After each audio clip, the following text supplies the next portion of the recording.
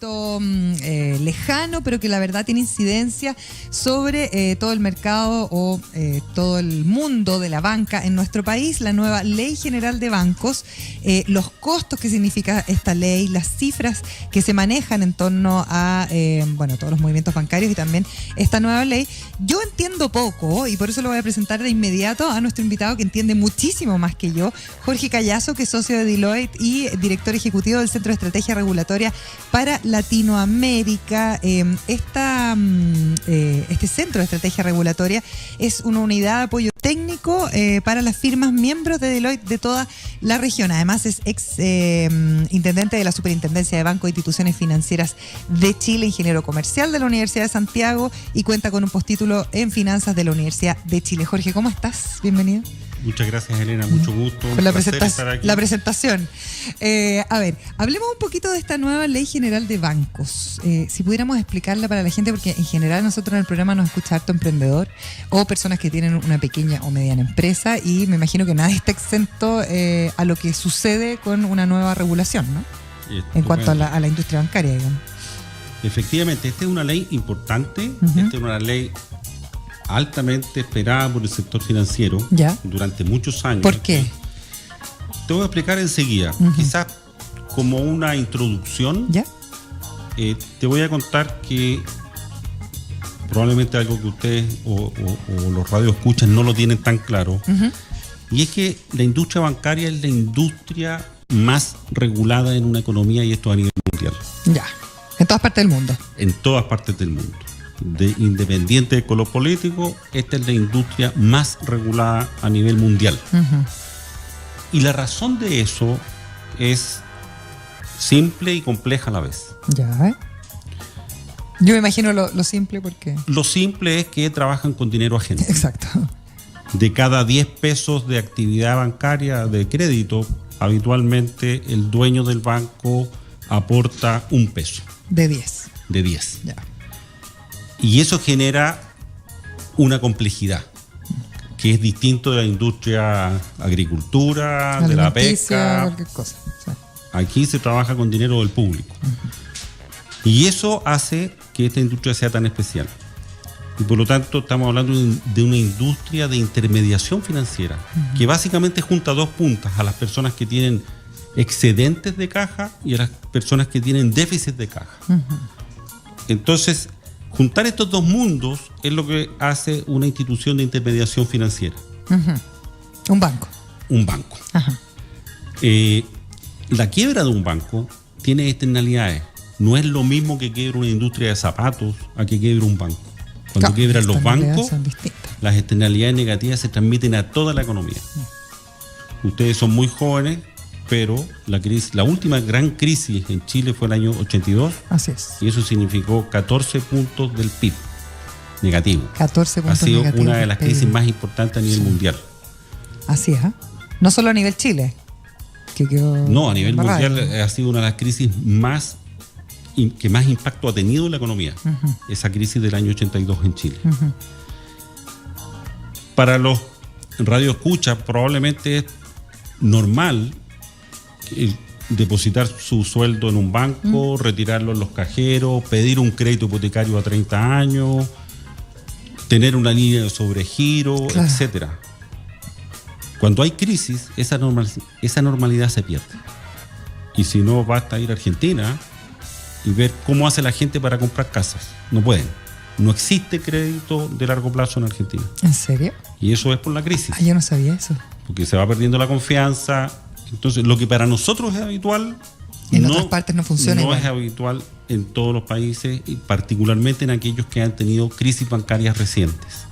Oye, hablemos, además, imagínate cuando uno piensa en la expansión, por ejemplo, de un negocio, porque hay mucha bancarización en cierto momento en que la startup o el emprendimiento pasa a ser ya una empresa, ¿no es cierto? Exactamente. Y eso uno cuenta, uno lo da por hecho, eso. ¿Cómo tú mides el rol o el beneficio de tener una banca sana en una economía? ¿Cómo medir que también están haciendo este rol de intermediación? Es ver el nivel de crédito respecto del tamaño de la economía. Ya, perfecto. Y en eso Chile está muy bien. ¿Eso cuando hablamos de endeudamiento? el el nivel endeudamiento efectivamente, bancario, digamos, ¿no? el nivel de actividad bancaria Ajá. respecto del tamaño de la economía. En Perfecto. las economías desarrolladas siempre hablamos de más de 100%. Más de 100% de actividad bancaria Respecto del tamaño a de la la actividad económica. Exactamente. Ya. Y Chile está en ese rango de 100%. Ah, mira. Si tú vas a países vecinos como Argentina, ellos están en torno al 25%. Ah, Un mira. país como México Sí. está en torno al 40%. Un país como Brasil está en torno al 60%. ¿Y todo eso, Jorge, tiene que ver con las confianzas? Eso tiene que ver ¿Con con el la nivel de estabilidad respuesta de la financiera. persona? Ya. En la medida que un sistema financiero más estable, la gente tiene confianza y por lo tanto la gente acude a ese sistema financiero a depositar. Aquí no solamente son importantes los claro, deudores. los que Aquí, reciben la plata. Sino a que los que más se protege es a los acreedores, a la gente que tiene sus ahorros en los bancos. Perfecto. Y ahí es donde la legislación es fundamental. Y por eso la legislación es tan dura y tan rigurosa y es necesario ir perfeccionándola. Ya. Y lo que hace precisamente esta ley es apuntalar uno de los aspectos más importantes que tiene la ley en materia prudencial, Ya. que es el nivel de capital que tiene que tener un banco para operar normalmente. La caja. La caja es la liquidez. La liquidez. Ya. Y Perfecto. que es otro elemento súper importante Ya. y que ya Chile lo adoptó, las mejores prácticas. Ok. Donde Chile estaba atrasado era en el nivel de capital. Perfecto. ¿Cuánta plata necesita colocar un dueño para poder hacer actividad bancaria en Chile? De acuerdo. Y ahí nosotros estábamos todavía con una ley que data del año 85, Después de la crisis. después de la crisis.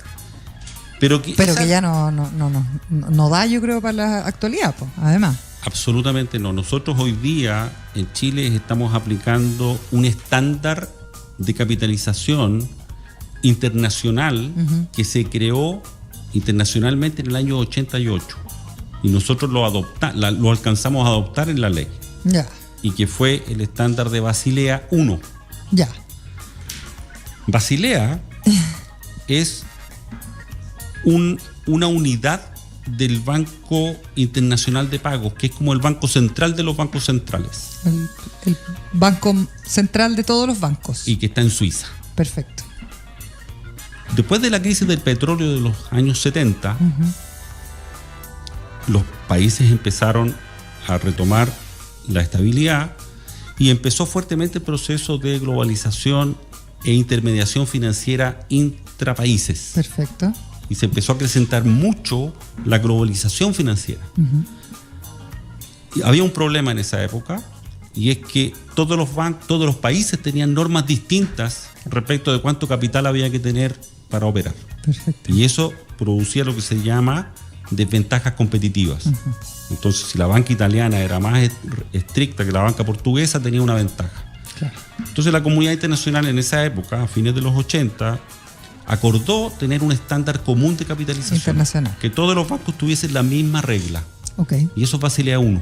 Ya. Y nosotros estábamos regidos hasta ahora, hasta hace poquito, Todavía por estamos el en Basilea Basilea I. 1. Ya. Pero ya han habido 2 Basileas más. Ajá. Posteriormente, en el año 2004, surge Basilea II, que Ya. perfecciona Basilea I.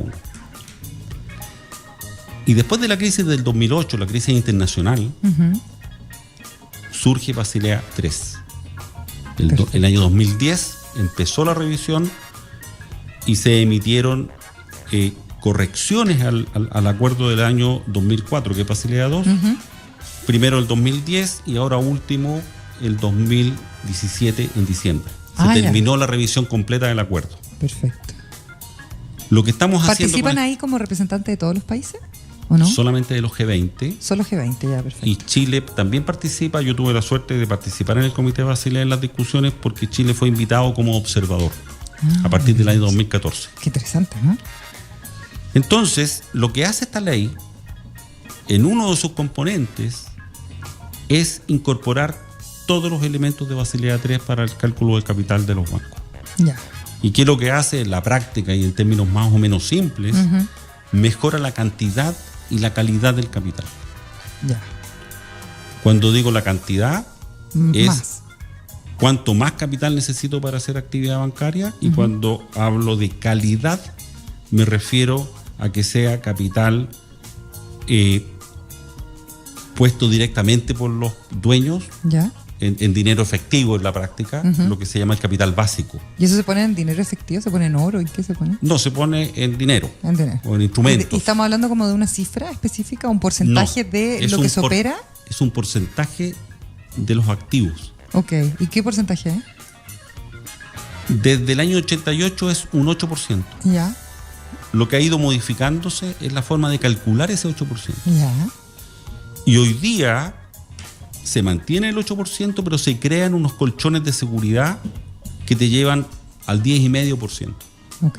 O sea, en los hechos, los bancos van a tener que tener niveles de capital superiores al 10,5%. Hoy día la banca chilena está en buenas condiciones para cumplir estas restricciones. Dicen que es harta más plata, ¿sí? Que no tienen es que tanto poner, más. ¿no? No es tanto más, y en particular porque la ley está dando un plazo de 6 años para que los bancos gradualmente completen Perfecto. déficit de capital si es que los tienen. Ok. Y eso significa en promedio que al capitalizar un 20, un 30% de las utilidades anuales es suficiente para completar Como un para poder déficit de completar capital. ese porcentaje que falta. Efectivamente. Jorge, ¿y eso cómo incide también, y hablando en esta misma línea como de la seguridad, ¿no es cierto?, que nos da este sistema bancario que nosotros damos por hecho y que ahora yo me sorprendo porque no sabía que en Argentina, por ejemplo, no se podía tomar crédito hipotecario. ¿De qué manera también incide esta nueva seguridad o esta reasegurar un poco también el capital que cada banco tiene para los clientes de los bancos? O sea, ¿de qué manera eso también a nosotros como emprendedores, como consumidores, nos beneficia, ¿no? Sí. Nos beneficia, me imagino, por lo que entiendo de lo que me has estado explicando. Beneficia tanto a los acreedores de los bancos como a los deudores. A los acreedores porque tenemos instituciones más seguras, Claro. instituciones más solventes. Porque además, al estar en Basilea III, estamos hablando el mismo idioma que la comunidad internacional. Claro. Y eso significa que pueden los bancos tener acceso a financiamiento internacional con más facilidad de cómo lo pueden hacer hoy. Cuando un banco internacional, cuando un banco local hoy quiere emitir documentos de deuda en el mercado internacional, tiene que dar muchas explicaciones, Claro. porque hablamos un idioma distinto que se llama Basilea I. Claro. Y el mundo Estoy atrasado, en el fondo. Estamos atrasados y el mundo está hablando en Basilea III. Entonces, al estar en Basilea III nos facilita el acceso a los mercados internacionales. Y eso es una tremenda noticia. Claro. Por otra parte, desde el punto de vista del activo del banco, o sea, los deudores, lo que hace Basilea III permite que los bancos puedan discriminar mayormente, en mayor grado, el nivel de riesgo de sus distintos clientes. Hasta hoy día, el nivel de capital que te exige un crédito es más o menos lo mismo a que si le prestas a una gran corporación internacional, a que si le prestas a una pequeña empresa, a que si le prestas a un deudor de consumo para comprarse un auto, etc. Okay. No te permite discriminar distintos niveles de riesgo entre distintos tipos de deudores.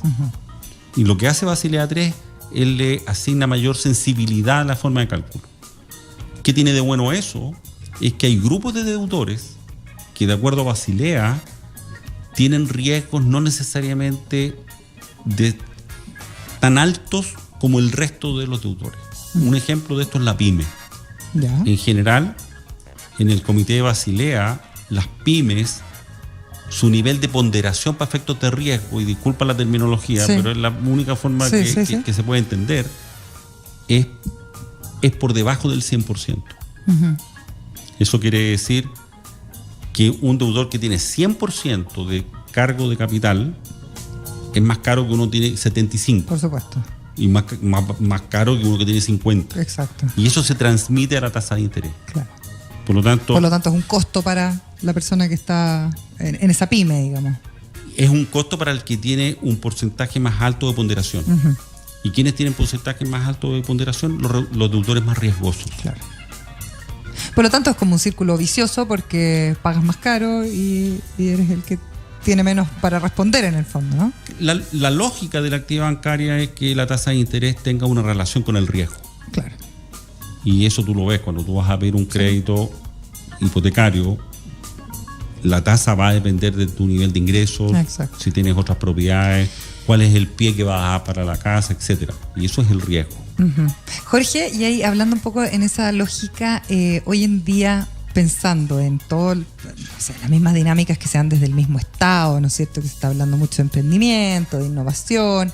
¿De qué manera la banca también va haciendo un poco carne de sus procesos esta especie como de, que se convirtió como una especie como de responsabilidad social, ¿no es cierto?, de que hay que fomentar el emprendimiento, porque uno dice, bueno, el análisis de riesgo, por ejemplo, que estamos hablando, debiera también darse una vuelta respecto a de qué manera se analiza, por ejemplo, una startup, un proyecto.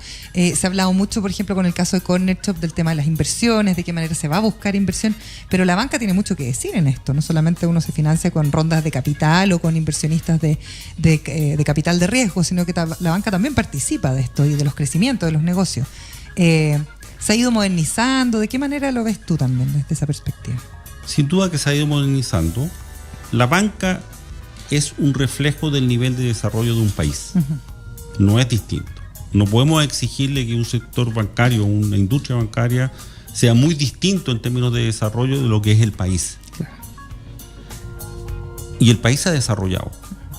Probablemente hace 30 años atrás, la gente sentía que le hacían un favor cuando le daban un crédito. Claro. Hoy día no. Hoy día la gente lo siente como un derecho. Y está bien que lo sienta así.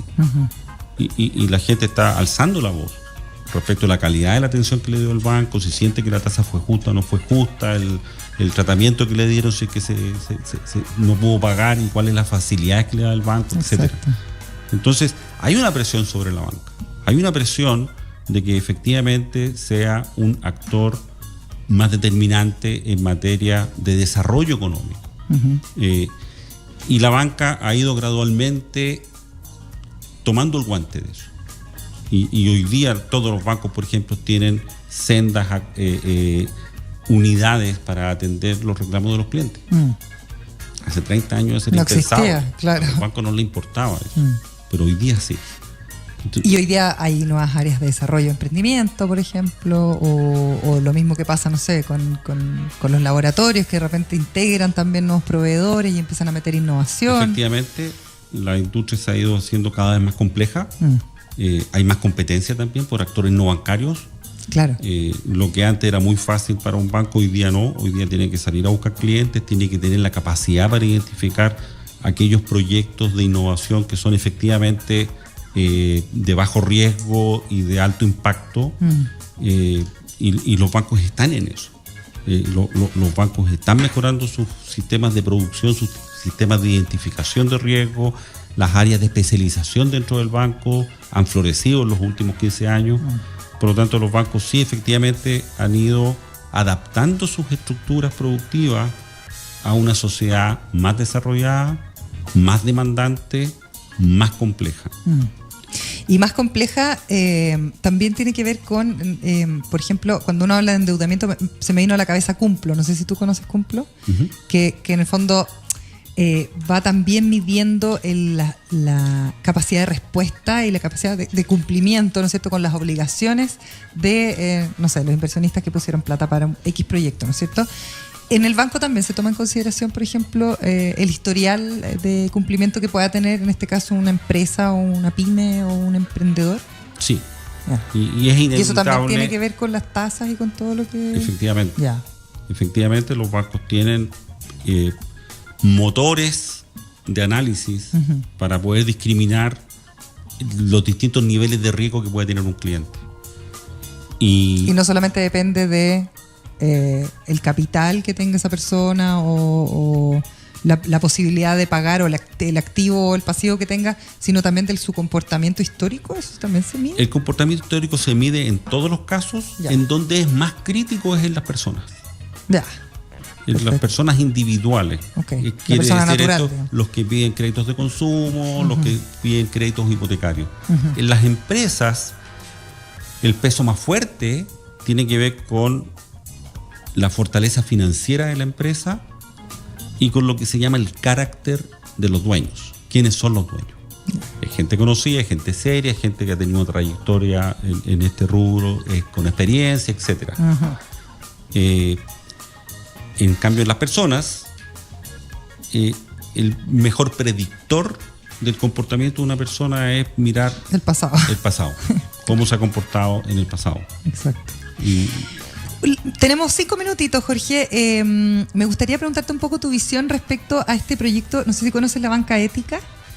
¿Algo o no? Que quiere instalarse acá.